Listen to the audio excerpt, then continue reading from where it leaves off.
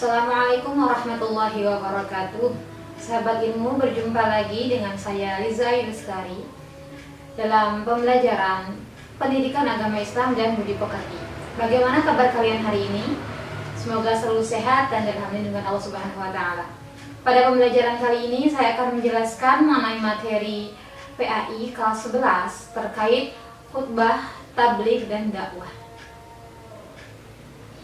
Salah satu pilar penegakan agama dan kemaslahatan umat adalah melalui amar ma'ruf nahi mungkar, menyeru kepada kebajikan dan melarang perbuatan mungkar. Perintah untuk menyeru dan menyampaikan kebaikan serta memahamkan umat terhadap hal-hal yang mungkar ini tergambar dalam Al-Quran surat Ali Imran ayat 104 yang berbunyi, A'udzubillahi minasyaitonirrajim, Bismillahirrahmanirrahim. Wal takum minkum ummatun yad'una ilal khairi wa ya'muruna bil ma'ruf wa yanhauna 'anil munkar wa ulaika humul muflihun. Yang artinya, dan hendaklah ada di antara kamu segolongan orang yang menyeru kepada kebajikan, menyuruh untuk berbuat yang ma'ruf dan mencegah dari yang mungkar, dan mereka itulah orang-orang yang beruntung. Nah, di antara cara untuk melakukan amar ma'ruf nahi mungkar ini adalah melalui dakwah, tabligh dan khutbah. Ketiga cara ini bertujuan untuk mengajarkan umat tentang Islam, menyampaikan pesan takwa, memberikan nasihat dan peringatan, serta menyeru ke jalan Allah Subhanahu wa taala. Yang pertama mengenai khutbah. Kata khutbah yang artinya pidato atau ceramah yang isinya tentang keagamaan, di mana pada dasarnya khutbah ini hampir mirip dengan tabligh. Artinya khutbah juga menyampaikan nasihat dan juga pesan tentang takwa. Perbedaannya adalah tidak seperti tabligh yang cukup longgar.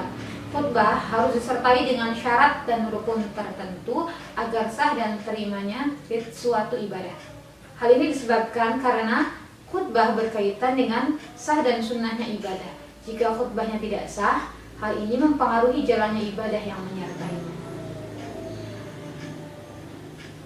Lalu secara umum khutbah berkaitan erat dengan sholat dan ibadah-ibadah lainnya seperti contoh khutbah Jumat, khutbah Idul Fitri, khutbah Idul Adha, sholat gerhana, lalu juga sholat istisqa, lalu nikah dan juga wukuf dan lain sebagainya. Itu beberapa contoh dari pelaksanaan khutbah pada tempat ibadah. Nah, untuk jenis-jenis khutbah tersebut memiliki ketentuannya masing-masing. Namun yang selalu dilakukan secara rutin dan setiap minggu adalah khutbah Jumat, dan itu merupakan salah satu contoh dari pelaksanaan khutbah pada sholat Jumat. Lalu yang kedua, untuk syarat khotib Jumat. Di sini mengenai syarat khotib itu ada ketentuannya. Yang pertama yaitu memenuhi ajaran Islam, mengetahui syarat, rukun dan sunnah-sunnahnya, dapat membaca hamdalah, syahadat, sholawat, Al-Quran dan hadis dengan baik dan benar, sanggup, jelas dan mudah dipahami ketika berbicara, orang yang sudah baligh, bertakwa kepada Allah, dan orang yang dipandang terhormat, dihormati dan juga disegani. Itu merupakan syarat khotib Jumat. Dan selanjutnya terkait syarat-syarat doa khutbah Jumat, diantaranya adalah khotib suci dari hadas dan najis, tertutup auratnya. Khutbah dilaksanakan sesudah matahari tergelincir. Lalu juga ketika khutbah, khotib berdiri jika mampu. Khotib mengucapkan dengan suara yang keras, tertib dengan rukun-rukunnya maupun antara khutbah pertama dan juga khutbah yang kedua. Dan ketika khotib khutbah, jamaah harus mendengarkan. Selanjutnya adalah rukun dari khutbah.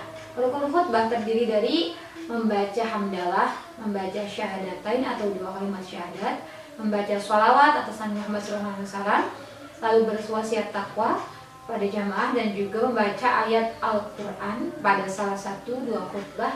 Lalu yang terakhir adalah berdoa pada khutbah yang kedua. Nah, kita ke bagian yang kedua yaitu tabligh.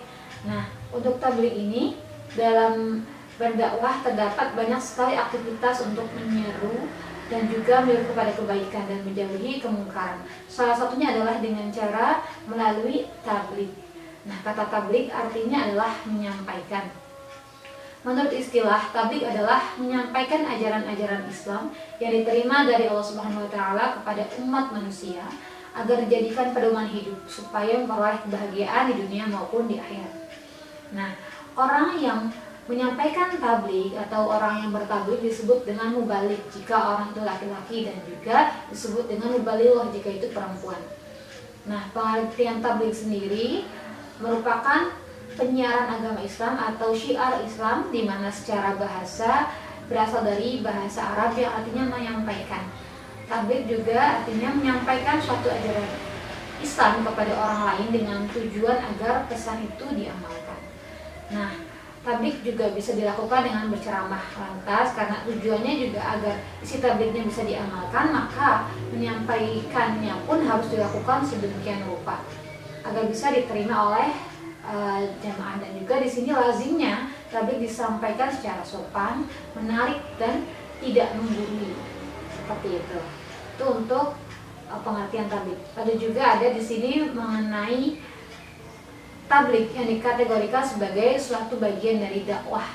Namun dakwah tidak berarti tabligh saja.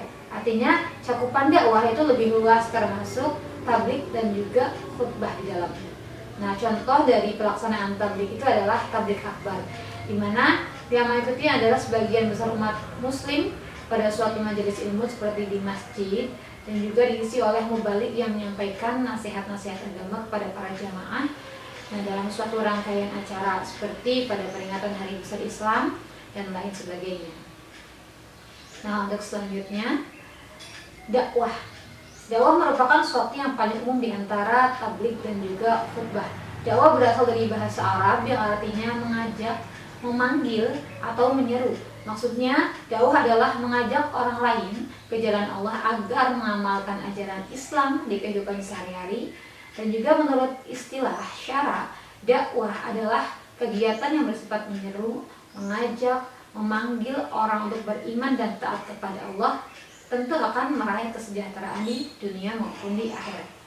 Nah, ada banyak cara untuk berdakwah. Sebagai contohnya adalah dapat berdakwah dengan lisan, tulisan, maupun perbuatan dengan memberikan tauladan yang baik dan sebagainya. Intinya, jika seseorang itu berniat untuk dengan tujuan menyuruh ke jalan Allah dan juga dengan cara apapun, seperti bagaimanapun, maka ia bisa dikategorikan dengan berdakwah. Nah, orang yang berdakwah biasanya disebut dengan da'i jika orangnya laki-laki, dan da'iyah jika perempuan. Lalu untuk pengertian khutbah, tabligh, dan juga dakwah kita telah mengetahui, dan semoga dari pemaparan tadi dapat membantu pemahaman kita untuk lebih mengenal seperti apakah dakwah, tabligh, dan juga khutbah. Lalu selanjutnya adalah mengenai ketentuan atau cara berdakwah Rasulullah SAW.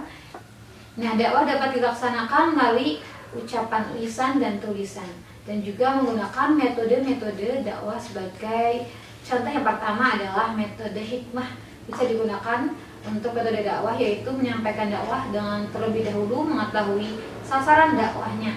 Yang kedua adalah metode mauidhah atau dengan cara seperti memberikan nasihat, pengajaran, dan juga teladan yang baik. Dan yang ketiga dengan metode mujadalah atau bertukar pikiran, berdiskusi dengan cara yang baik. Nah, setelah kita mempelajari mengenai pengertian dan tata cara pelaksanaan khutbah, tabligh, dan dakwah yang merupakan suatu sarana untuk meniru kebaikan dalam Islam, semoga materi yang dipelajari kali ini dapat memberikan manfaat bagi kita.